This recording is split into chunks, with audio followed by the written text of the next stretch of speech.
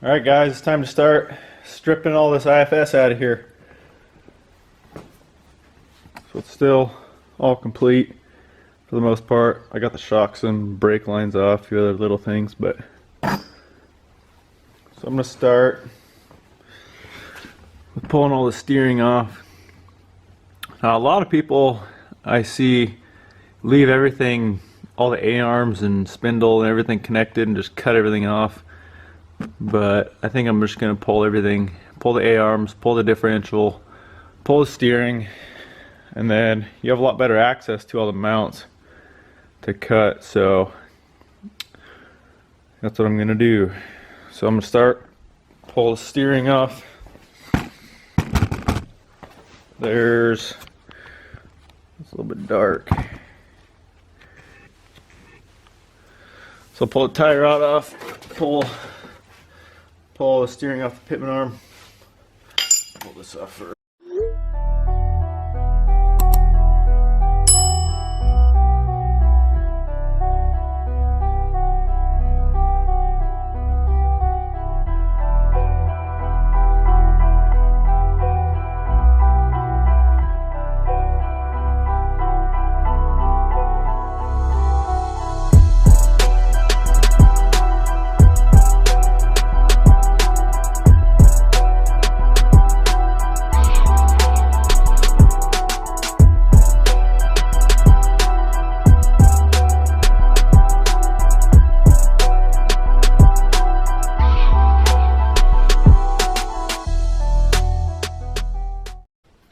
Alright, I'm going to pull this whole hub assembly off. First we need to get the CV axle disconnected from the hub. Just pound this cap off. There's a 12mm bolt here with a big washer on it. Pull that off.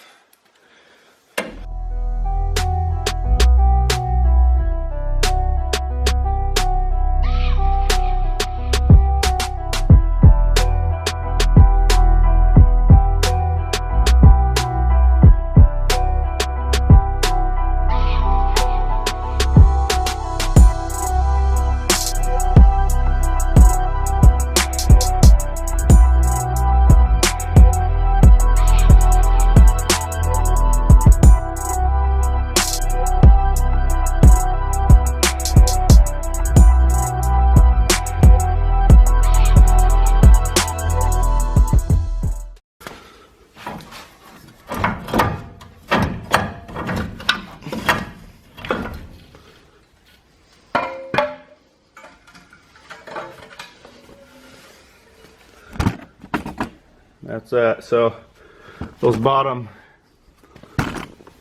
bolts I was talking about are here. So if you can't get that taper to break free, I mean, probably easier just to pull those anyway. So there's the hub. Do the same thing on the other side to get that one off. Maybe drop some A-arms out. Alright, now we're going to pull the lower control arm. There's just the they're 22mm bolts. I'm really hoping those aren't seized. A lot of times they're seized and you got to cut them out. So I'm really hoping they're not. But we'll give her a go, see if she comes out.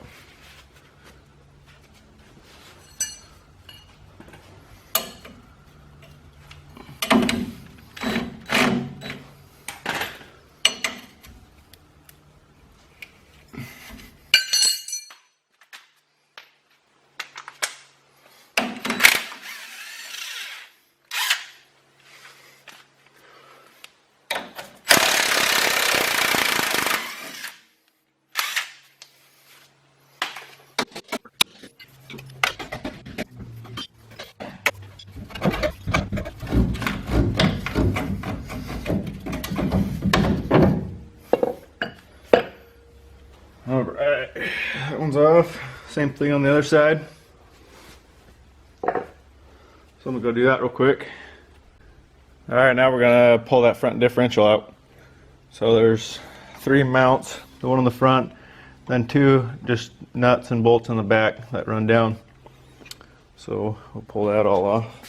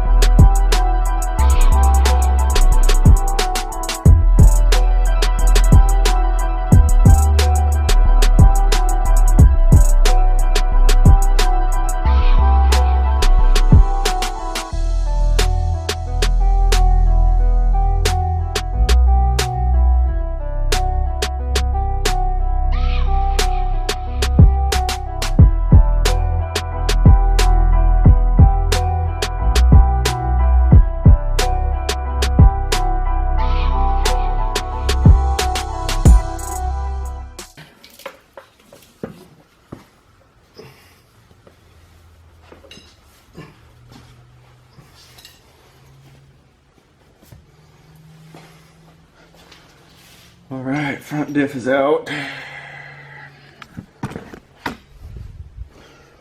Wasn't too bad by yourself, but if you had someone else, definitely much easier.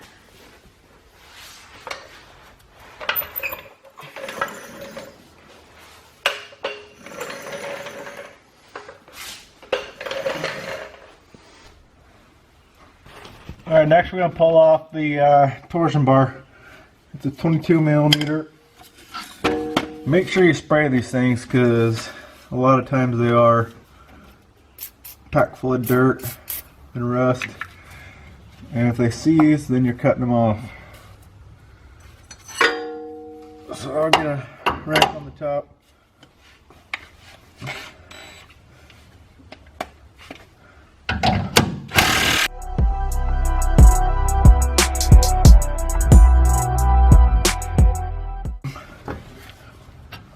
Alright, this one's going to take a while. It's pretty crusty, so I'll pick it back up when I get that thing off. Alright, after many cuss words, we got this thing off. The threads are all falling apart in there.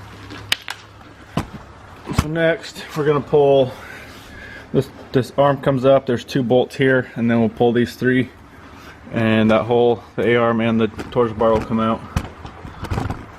Pull those off real quick.